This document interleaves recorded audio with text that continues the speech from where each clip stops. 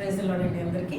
నేను హగ్గయి అధ్యాయం నుండి రెండో అధ్యాయము 12 నుండి 19 వచనం వరకు చదువుతున్నాను.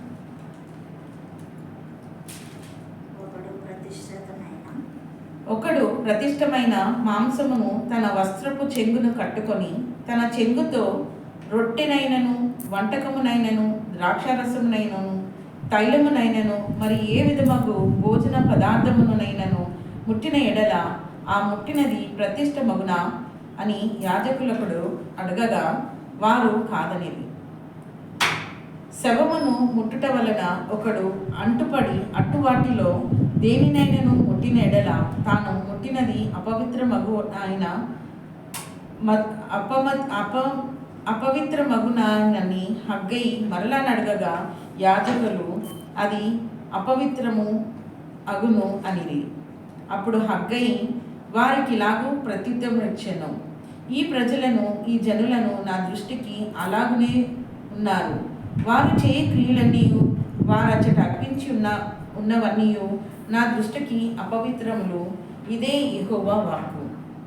ఈ రాతి మీద రాయి ఉంచి యెహోవా మందిరము కట్టనారంభించినది మొదలుకొని ఆ వెనుక మీకు సంభవించిన దానిని ఆలోచన చేసుకుని నాటి నుండి ఒకడు 20 కుప్పలకు కంకులు వేయగా 10 కుప్పలంత ధాన్యమే తేలుచున్నది.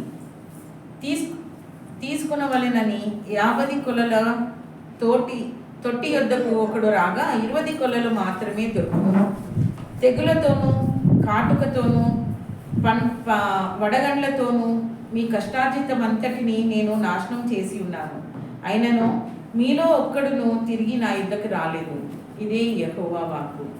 మీరు ఆలోచించుకుని ఇంతకు ముందుగా 9వ నెల 24వ దినము నుండి అనగా యెహోవా మందిరపు పునాది వేసిన నాటి నుండి మీకు సంభవించిన దానిని ఆలోచించుకుని కోట్లలో ధాన్యమున్నదా?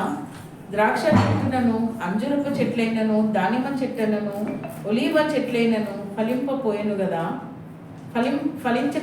గదా.